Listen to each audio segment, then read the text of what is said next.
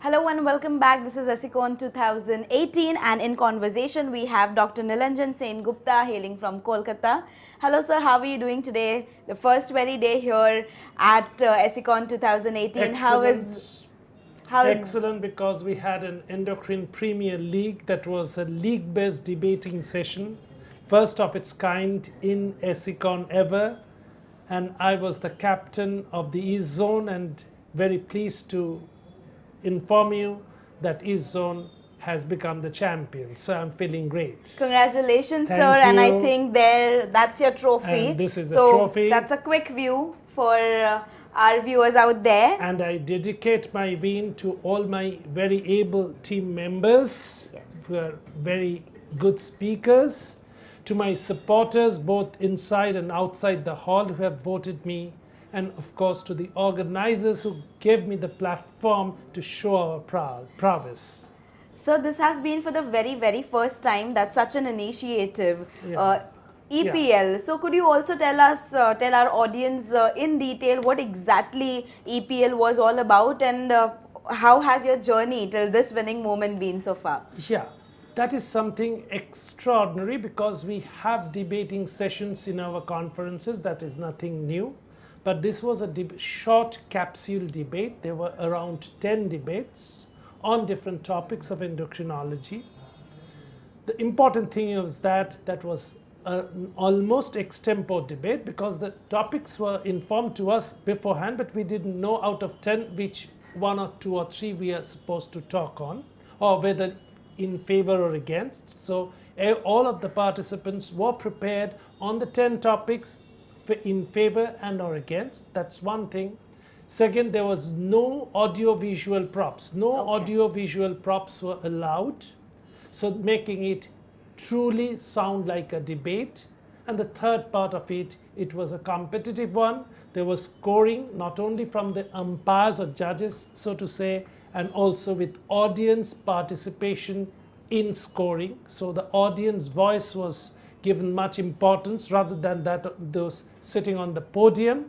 And finally, it was a very good sporting event with jerseys for teams. 4 zones were given jerseys of different colors. So it was a very colorful and enjoyable event. So the first of its kind in ESICON, and I once again congratulate the organizers for conceiving it and for making it through, and of course involving me as one of the important players.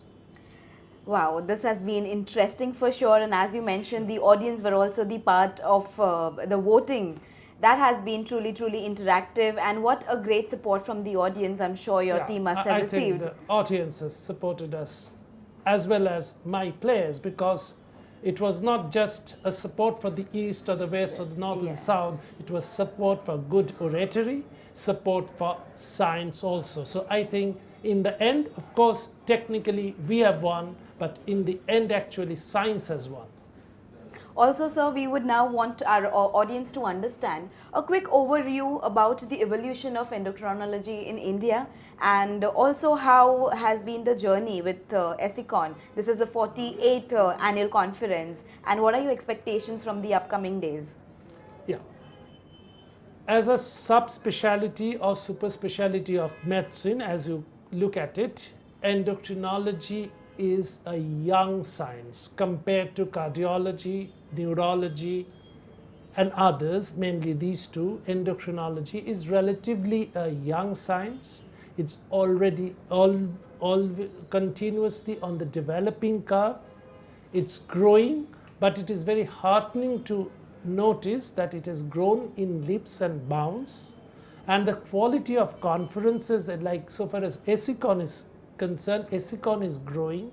The quality of topics, the vast coverage of topics, the diversification of topics, not to mention the international speakers from SAARC countries, neighboring countries participation. It is actually on paper a national conference, but with a truly international flavor.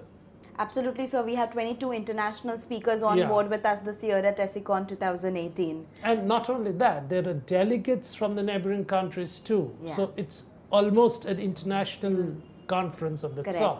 Right, right.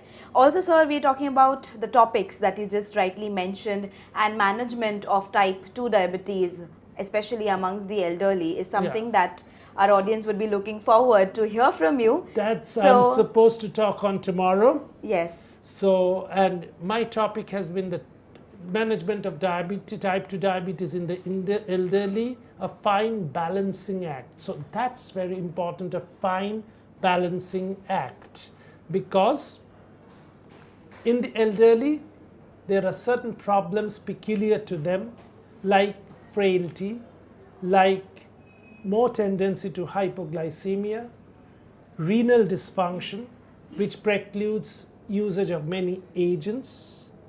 The glycemic targets needs to be relaxed, and really you have to balance between going all aggressive in pursuance of your glycemic or metabolic targets vis-a-vis giving a good quality of life. So that really is a tightrope walking, and I think I will be discussing, harping on that more, how best to give the elderly people, the ladies and gentlemen with diabetes, newly diagnosed or having diabetes for a considerable duration, including those at end of life care or multiple organ dysfunction, a reasonably good life, yet at times compromising to some extent on the metabolic standards goalposts. The goalposts needs to be shifted, taking into account the comorbidities, the cognitive dysfunction. That's another problem in the elderly, and we have to be respectful of the cognitive decline of a person that occurs with age while prescribing our therapy, so that the therapy, whatever we prescribe, can be complied with. So that is really a fine balancing act. Having said so, we today also get quite a good cohort of otherwise elderly persons who are otherwise absolutely fit with no comorbidities. They should also not be deprived of the best standard of care. So you have to, as in any treatment of any diabetes, individualization is the key. The mantra is individualization of treatment, be it in the selection of drugs that you use, be it even in the selection of glycemic target, whether you target a glycated hemoglobin of less than 6.5% or be satisfied with 8.5% or thereabouts. So in the elderly, even so, individualization of therapy is the mantra. And if one has to summarize the two things, one is individualization of therapy, keeping in mind the comorbidities. Second is avoidance of hypoglycemia. These are the two things that should be kept in mind. Rest, of course, as you listen to my talk. So quick 2 tips for you, dear audience. And sir, what do we have? Anything more in store from you? I think I have another lecture that's a little bit more controversial and therefore more interesting. The cardiovascular risks or otherwise of testosterone replacement therapy. I didn't know, while preparing this lecture, I found that there was really a hue and cry in the United States, thanks to some papers being published showing adverse effects of testosterone replacement, especially in the elderly. Now, going through the papers, going through the literature, I found that some of the studies that were done had cross-methodological loopholes. So how to interpret those studies, whether to take those study reports in their face value and not use testosterone at all in the elderly.